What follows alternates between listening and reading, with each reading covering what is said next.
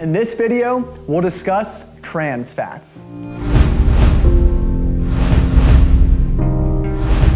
If there's ever a time that the phrase, "avoid it like the plague," is appropriate in the nutrition realm, it should concern trans fats. Trans fats are very similar in structure to unsaturated fats, yet the impact on your health is vastly different.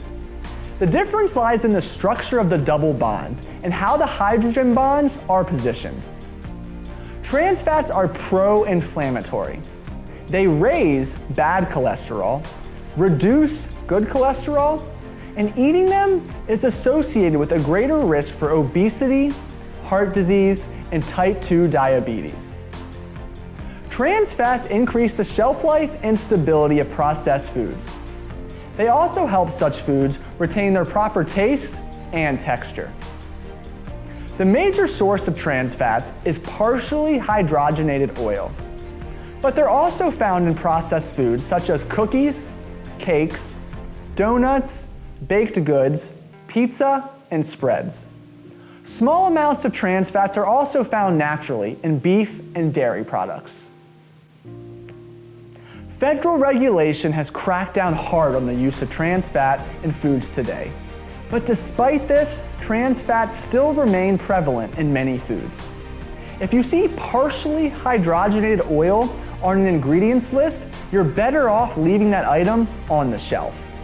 Next, let's return to the good fats and discuss the ones that are essential.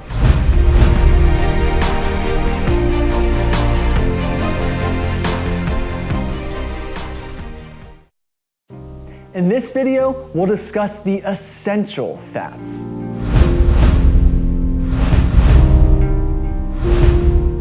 There are certain fats that your body cannot make, and therefore must obtain from food or supplementation.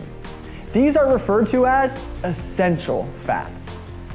Both omega-3 and omega-6 fats are essential, unsaturated fats. So, what makes them profoundly different? The location of a double bond. Omega-3 fats are also referred to as heart-healthy fats because of their anti-inflammatory properties and the positive health benefits they exert within the body. Some of the purported benefits include having a positive impact on total and individual cholesterol, a positive impact on body composition, enhanced insulin sensitivity, and enhanced brain function. Omega-6 fats, on the other hand, are pro-inflammatory and may have a negative impact on blood pressure, cholesterol levels, and your body composition. As I mentioned earlier, both types of omega fats are essential. What's important, however, is the omega-6 to 3 ratio. The typical American diet provides a ratio of 12 or even 20 to 1 between omega-6 and omega-3 fats. This means the typical diet contains many more foods that are high in omega-6 fats compared to omega-3 fats. This greatly exceeds the recommended 5 to 1 ratio by many health professionals. So, how do you work towards this desirable ratio? By eating more foods rich in omega-3 fats, of course. Sources include fatty fish, such as salmon and mackerel, flax and chia seeds, walnuts, fish oil, soybeans, and even spinach. Sources of omega-6 fats include breads, cereals, vegetable oils, some nuts and seeds, baked goods, butter, fatty cuts of beef, and chicken. Sure, some of these foods should be limited, such as the low-quality proteins and trans fat-filled options.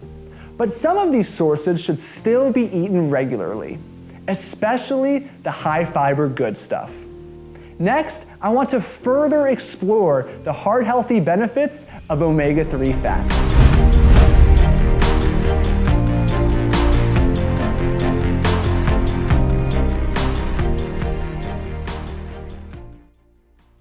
In this video, I'll further discuss omega-3 fats. There are are 3 distinct types of omega-3 fats. And since I cannot pronounce them very well, I will just say their acronym and let you read the names. They include ALA, EPA, and DHA. EPA and DHA are the 2 primary fatty acids found in meats, fish, and supplements. ALA is found sparingly in several different plant-based foods. EPA and DHA exert the biggest effect within your body. The remainder of our omega-3 discussion will revolve around these 2. Making a conscious effort to reduce your omega-6 to omega-3 ratio by increasing the amount of omega-3 rich food you eat may have a positive effect on your appetite, body composition, and body's ability to handle glucose. A study published in the journal Appetite found that providing either 1,300 or 260 milligrams of omega-3 supplementation during the last 2 weeks of an 8-week diet resulted in significantly less hunger, as reported by the subjects.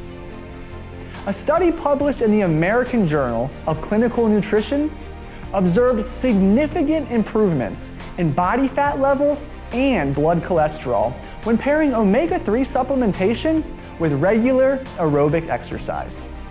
Researchers split subjects into 4 groups.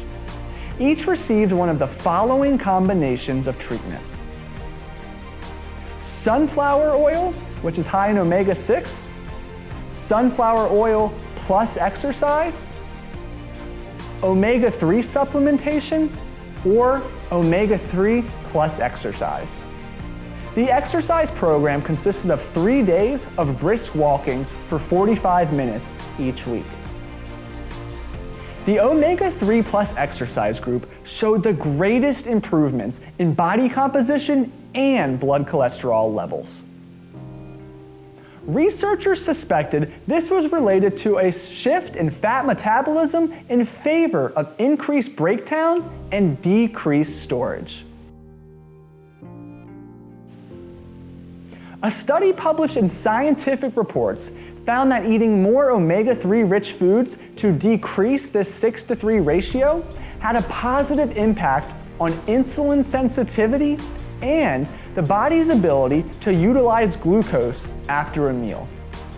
Of course, it's important to keep in mind not all research is perfect, and results may be limited to specific populations. However, the amount of research examining the benefits of omega-3 fatty acids is vast, and results discussed above, significant. Next, let's discuss how much you need to eat per day to reap some of the aforementioned benefits.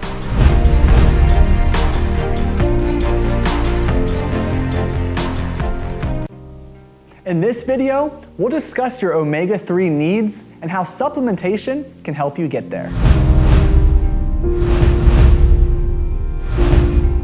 The recommended amount of EPA and DHA varies depending on the source of information. Suggestions can be as general as eat fish twice per week, or as definitive as aiming for a specific number of milligrams of EPA and DHA per day. Here's a list of some of the total omega-3 content among popular food items.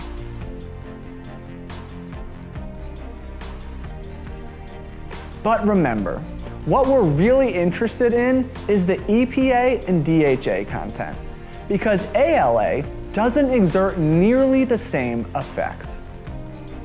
This shifts our focus to meat and fish sources, while still welcoming the nutrient-dense plant sources into our diet with open arms. While you can obtain EPA and DHA from strictly whole food sources, supplements are often the easiest way to get the right dose of these helpful fats consistently. Fish oil pills and cod liver oil are 2 of the more popular options, but be sure to double check the label before buying, as some brands contain low levels of EPA and DHA due to high manufacturing costs.